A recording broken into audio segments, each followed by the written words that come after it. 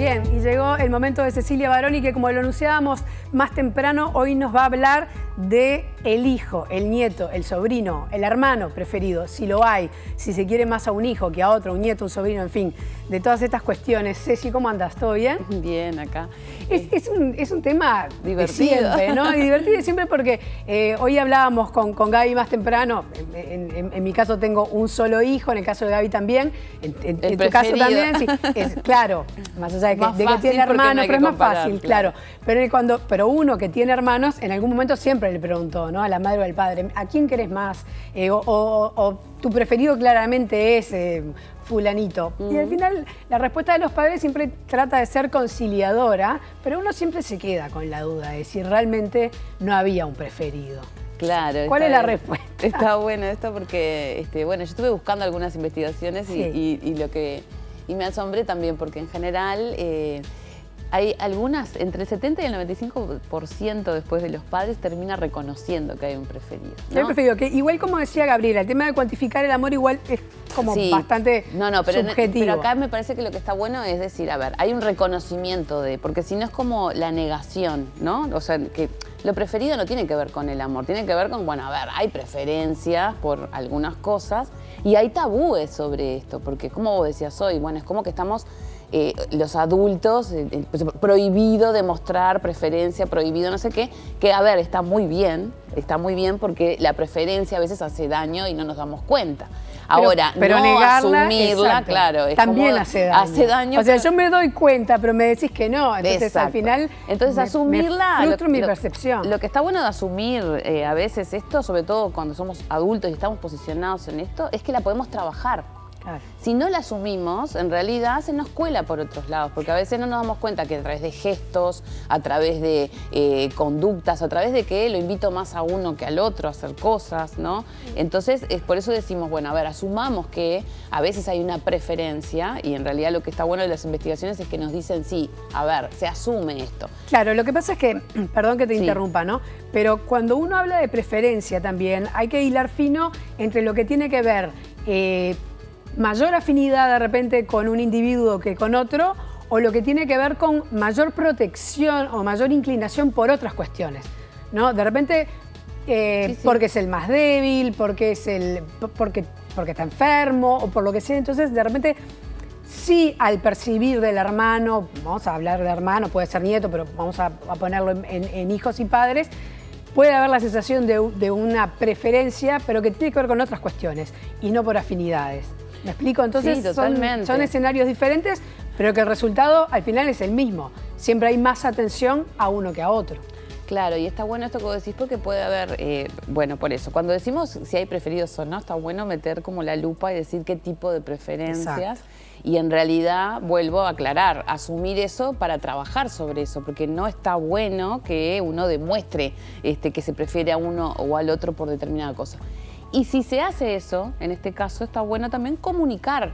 O sea, la comunicación es mágica en algunas cosas, por esto que vos decís, bueno, a ver, ¿por qué es más débil? Bueno, entonces no es que sea mi preferido en este sentido que usamos vulgarmente, sino capaz que hago alguna cosa que tenga que ver con estimularlo más porque, no sé, porque está enfermo ahora, por ejemplo, o tiene algún tipo de discapacidad, entonces tengo que poder atenderlo más. Entonces, capaz que también cuando estamos hablando de este tema tenemos que insertarnos primero en una dinámica familiar, ¿no? Y en esa dinámica familiar acordarnos que todos van a ser afectados también por las acciones que tengamos en esto de preferencia, porque preferencia, ¿qué quiere decir? Que voy a tirar más para uno o para una situación que otra, porque estoy evaluando entonces que hay algo que está o en menos o en más. Claro, porque puede ser preferido porque es más amoroso, por ejemplo, o más simpático, o más porque simpática. Compartimos gustos parecidos. Parecidos, exactamente. Ahora, perdón, pero el tema es esto de la dinámica, porque cuando yo tengo alguna actitud que hace que uno sea más preferido que otro, estoy afectando al resto, que se está dando cuenta y que en realidad se puede sentir en menos, y pueden aparecer cosas que hablamos a veces a nivel social que no nos gustan, aparecen a nivel de la familia, competencia, rivalidades, que ya es natural que aparezcan, porque vos hoy traías el ejemplo de los hermanos. Bueno, entre los hermanos, bueno, ¿quién quiere más o cuál es el hijo preferido? O a este le haces tal cosa más que al otro, ¿no?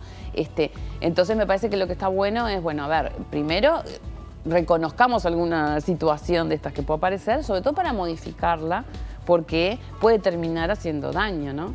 Sí, explicándola. Ahora, la pregunta, y que claro, capaz que para eso no hay respuesta exacta, es si preferencia es, digamos, sinónimo de querer más. O sea, uno puede querer más a un hijo que a otro, se puede querer más a un nieto que a otro, porque ahí también, viste que tampoco es lo mismo, porque yo hoy te decía, bueno, la preferencia puede estar dada por determinadas circunstancias. Sí. Ahora, el amor se puede cuantificar, hay distintos, digamos, lo que te dicen los padres es que quieren a todos por igual, sí, pero ¿no?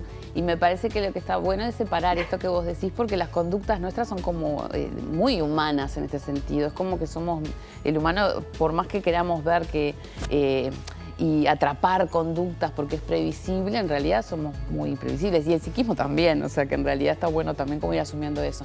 Entonces, no tiene que ver lo preferido con querer o querer más o querer menos, porque en realidad tiene que ver con afinidades o con esto que yo me siento más cómodo, ¿no? Yo venía pensando hoy que esto a nivel de la familia puede pasar, pero nos pasa en todos. Nosotros teníamos un profesor en psicología que se llama Joaquín Rodríguez Nebot, que nos decía, los psicólogos tenemos pacientes estrella. Y tenemos que asumirlo, decía él, ¿no? Porque en esto también de la equidad parece que entonces no podemos decir que hay uno preferido. Y no tiene que ver con el amor, tiene que ver con que capaz que con alguna situación, con alguna empatía, o con esto que hablábamos hoy, si puede ser algo que admiramos o capaz que nos enganchamos también por una debilidad. Entonces lo que está bueno es que sepamos por dónde pasa. Y que eso que nosotros estamos haciendo, entonces, impacta directamente en los aspectos psicológicos y en cómo el otro se va a desenvolver, porque no es lo mismo un preferido al cual lo anulan como sujeto, claro, porque entonces es todo, ¿no? Y no lo dejo hacer nada porque entonces va a pasar, no sé, o un preferido al cual termina estimulándose porque me encanta lo que hace, ¿verdad? Entonces, bueno, evidentemente lo que está bueno es, por algo existe este tabú de no demostrar lo preferido, porque en general a veces mucho más es el daño de lo que se genera que lo bueno, digamos, o el estímulo que quiero generar, ¿no? Claro, y como tú decías, ¿no? Los celos empiezan a aparecer. También lo del preferido o no preferido puede tener tanto que ver simplemente con el mayor porque es el primero o con el menor porque es el más chiquito. Entonces, la gente actúa de distinta manera frente a esa situación. Sí, y la presión social, mira, otro de los ejemplos que yo había pensado en esto de no querer hacer diferencias. Yo me acuerdo una vez una mamá que estaba sufriendo mucho porque tenía a sus dos hijos, los quería llevar a la misma escuela o al mismo colegio, darles lo mismo, decía, para no hacer diferencias. Y realmente había un niño que se adaptaba bien a ese colegio y otro que no. O sea, por no hacer diferencias en relación a lo que les doy, no estaba viendo que los niños eran diferentes. Eran diferentes. Sus hijos eran diferentes y se adecuaban de distinta manera o no al colegio y capaz que no tenían que ir al mismo colegio. O sea, a veces en nombre de no hacer diferencias también somos injustos porque no estamos reconociendo esa diferencia, que a veces está bueno marcarle a los niños también. Bueno, a ver, ¿por qué sos mi preferido? Capaz que vos sos mi preferido por esto y el otro es por otra cosa. Entonces, también en un momento en el que estamos validando esas diferencias, está bueno que nosotros no arrasemos o homogeneicemos como si todos los hijos fueran iguales o hacen lo mismo o tienen las mismas capacidades. Bueno, son diferentes, se les puede, digamos que estimular también de esa manera y eso no quiere decir que haya rivalidades o competencias o que tenga que ver con el amor. Claro, y que además hay que tener mucho cuidado porque que uno, digamos, marque diferencias o se nos note que tenemos un hijo preferido comparado con el hermano, también, como decís vos, puede afectar al resto de la familia. Entonces, el padre, en este caso, vamos a suponer una familia tipo, también puede intentar hacer que la balanza se vaya para el otro lado y entonces se termina generando, entiendo yo, como bastiones de diferencias, ¿no? Sí, sí, entonces, y que además a no se lo toca, ¿no? El otro día una abuela me decía, no, porque hoy es el cumpleaños y va a ir el nieto preferido a verla. Y yo decía, pero ¿cómo sabe? O sea, ya era como el lugar de la familia, el nieto preferido. Le decía, bueno, pero ¿cómo sabe?